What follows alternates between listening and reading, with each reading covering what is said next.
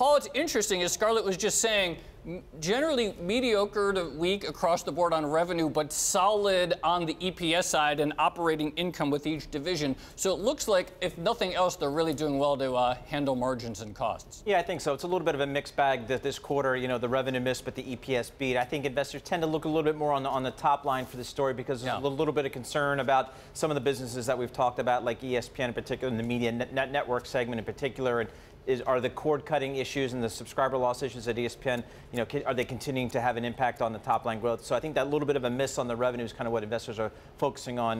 But clearly, I think on the earnings call, it's going to be all about how they're trying to position ESPN in what is a world of, you know, increasing cord-cutting challenges, and is there a direct-to-consumer, you know, kind of application for ESPN?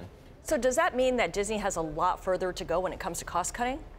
You know, I think a company that size, there's probably, you know, always cost to be, you know, taken out of the business at some point, given whatever the revenue outlook is. You know, they just took away 100 jobs out of ESPN, but the real issue about ESPN is programming rights, and those are long-term cost contracts. There's not much you can do there. Tara, what's the #1 thing you're hoping to hear on the call from Disney? What are the big questions for you still? I think clarity about what they want to do with ESPN. We've known now for a while that ESPN has had these issues.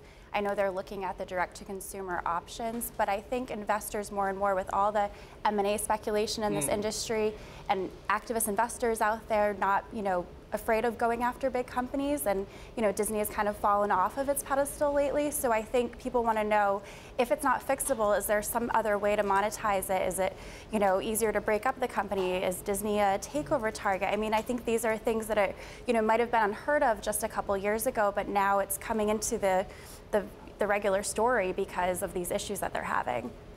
And what about the theme parks here as well? Because that's an interesting one. I mean, obviously we've got the Chinese theme park to watch as well, but on the lines that we were seeing there, that was weaker than expected as well. I think investors generally feel very good about the theme park business, because it's not just the data we see coming out every quarter out of Disney, but Universal, now owned by Comcast, they report their theme park business. We've seen very good numbers out of there as well. So the theme across the industry is that the domestic and even most of the international theme park businesses remain very strong for the big operators, and of course Disney's the one with the most leverage. How long do investors give them here to come out with a concrete strategy for the strategic direction of this business, whether it's the digital, the consumer access focus, or ultimately what's going on with ESPN?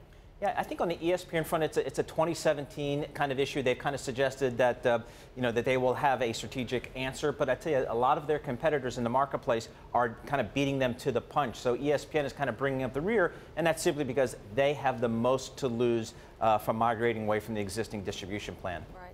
Everyone applauds Bob Iger for how well he's steered Disney, but now is the challenging part where they have to really figure out what to do with ESPN. By extending his contract to now end in July of 2019, is he putting himself in a position where maybe he's not going to go out on top? It's hard to say. I mean, Bob Iger has done so much for Disney, and he's definitely responsible for the amazing gains that they've had over the years. I think it's coming to the point where it's very challenging to have this conglomerate structure.